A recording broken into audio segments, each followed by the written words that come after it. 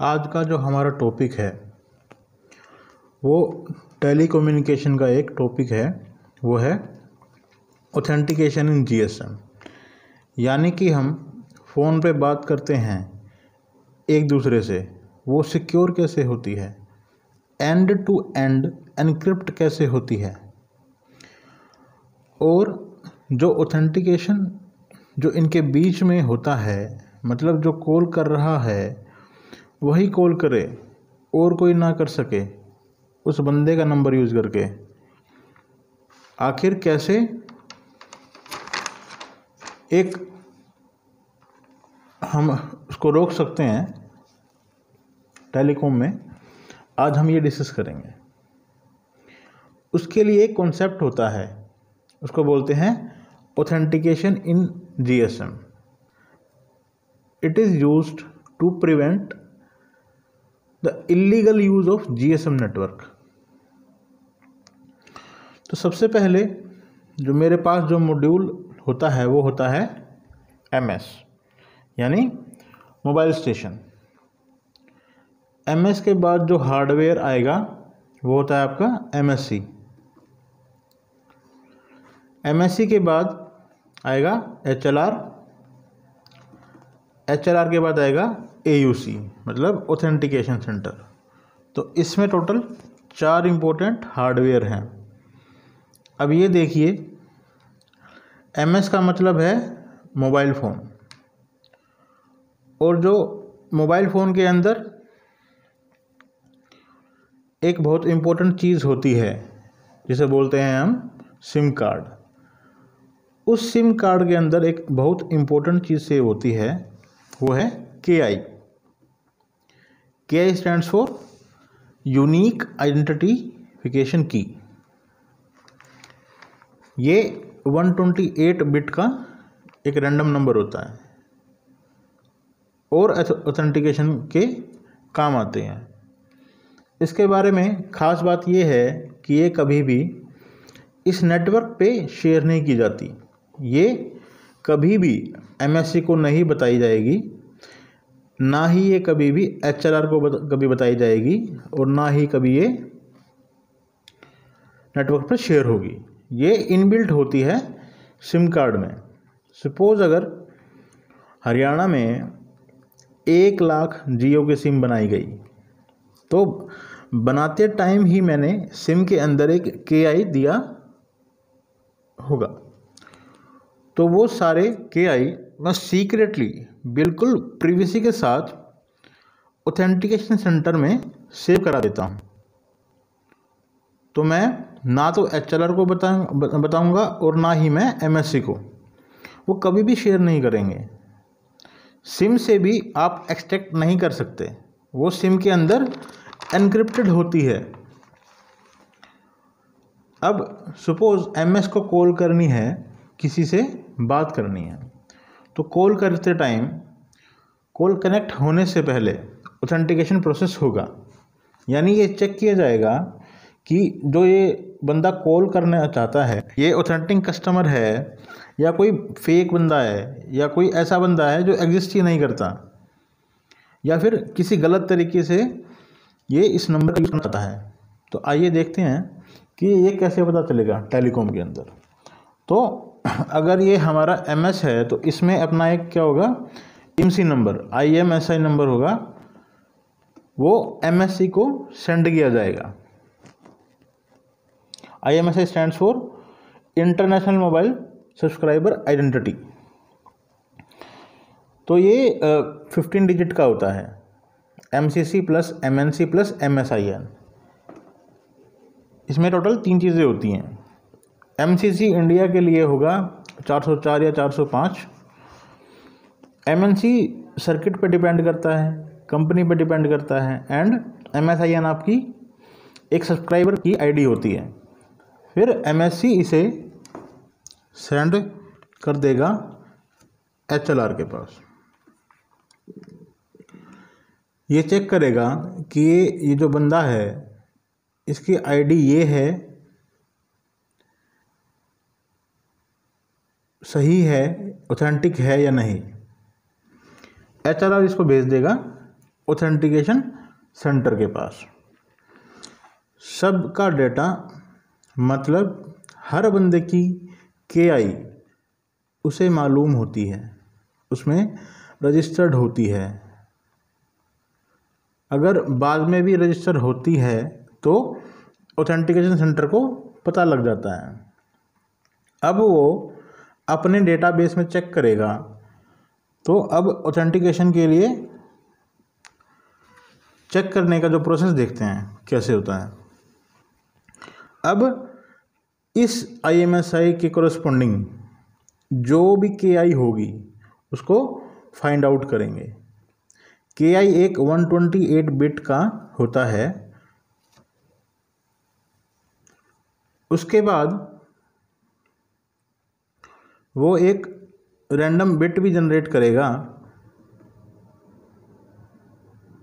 जो कुछ भी हो सकती है। सपोज वो रैंडम की 100 है एंड आपकी KI 2 है,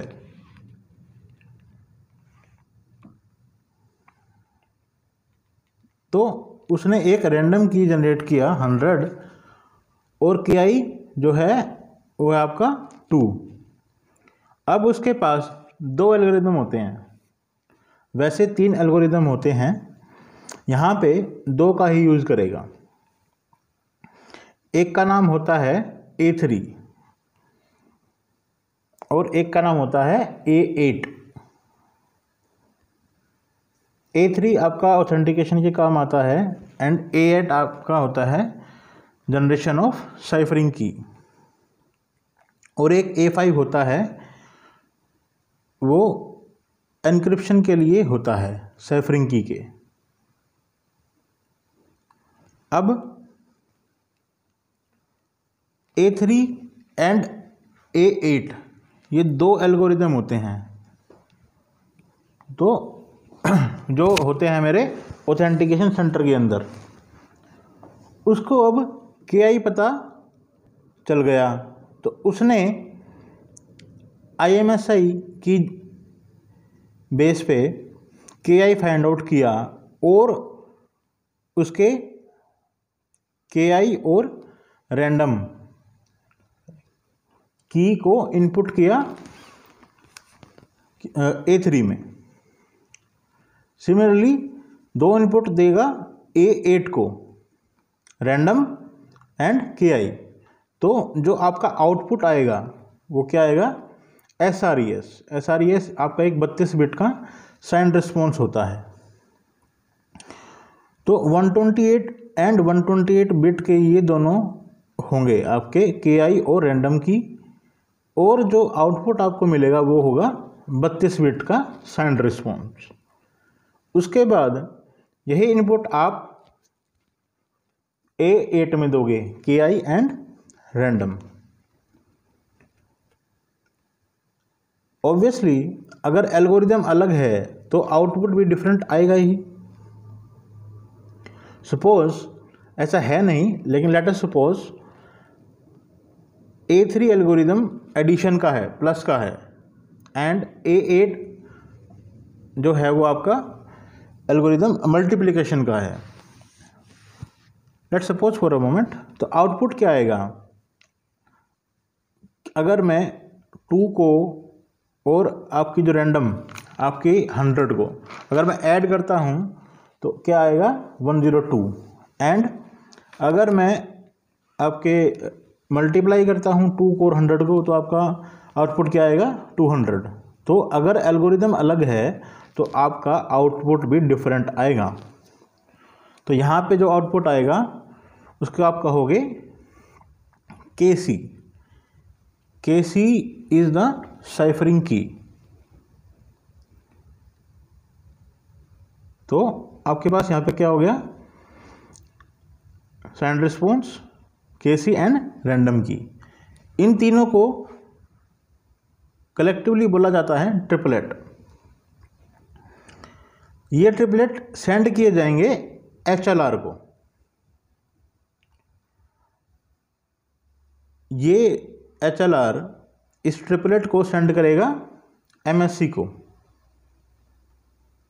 अब MSC क्या करेगा, MSC यहाँ पे बहुत इंटेलिजेंटली दोनों चीज़ों को शेयर नहीं करेगा, वो आगे क्या भेजेगा, बस रैंडम को, बाकी SRES और KC को अपने पास ही रखेगा। तो MSC फॉरवर्ड करेगा बस रैंडम की को। अब सिम के पास भी दो एल्गोरिदम ऑलरेडी हैं जो ऑथेंटिकेशन सेंटर के पास थे। सिम के पास KI ऑलरेडी है, रैंडम की के बारे में सिम को नहीं पता, तो वो MSC से रैंडम की ले लेगा।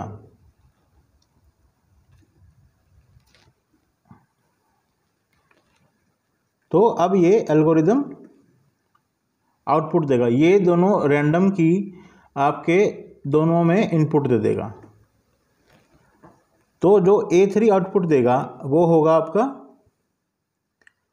रिस्पॉन्स, एंड जो A8 एल्गोरिदम आपका आउटपुट देगा वो होगा KC साइफरिंग की।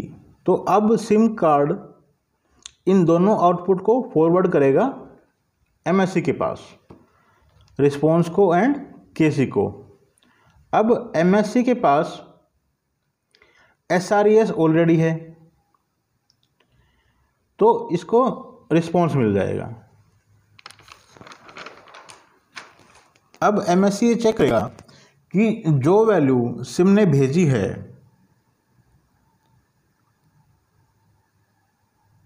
वो वैल्यू ऑथेंटिकेशन सेंटर के आउटपुट से मैच हो रही है या नहीं हो रही, जो मेरे नेटवर्क ने बनाई है। मेरे नेटवर्क के पास जो रिस्पॉन्स आया था वही रिस्पॉन्स सिम भी बना के देता है, क्योंकि अगर ये कोई फेक बंदा हो तो सिम को पता नहीं होगा कि ये बंदा ऑथेंटिक है या फेक, क्योंकि कभी भी किसी दूसरे बंदे के पास KI होती ही नहीं है, हो ही नहीं सकती, उसके पास अपना कोई KI होगा। अगर आपके ऑथेंटिकेशन सेंटर का और सिम का जो KI है डिफरेंट होगा तो आउटपुट भी डिफरेंट आएगा, कभी सेम आ ही नहीं सकता। KI आपका तभी सेम होगा जिसका डेटा सेव है ऑथेंटिकेशन सेंटर में। अगर आपका AUC से मिला रिस्पॉन्स, साइंड रिस्पॉन्स इक्वल होता है सिम के रिस्पॉन्स से, दिस मीन्स ये बंदा वही है जिसका डेटाबेस मेरे पास सेव है। इसका मतलब ऑथेंटिकेशन हो चुका है और ये बंदा ऑथेंटिक है, तो इसकी कॉल को फॉरवर्ड कर दिया जाएगा। तो ऑथेंटिकेशन डन, कॉल आगे कनेक्ट करवा दी जाएगी। इसके बाद KC काम आता है। जब आप फर्दर बात करेंगे तो आपका डेटा इसी KC की हेल्प से एनक्रिप्ट हो जाएगा, और उसके लिए हम एल्गोरिदम यूज़ करते हैं A5, and this is the whole process of authentication. अगर आपको कोई डाउट है तो आप वीडियो दोबारा देख सकते हैं। Keep supporting my channel. Thank you so much.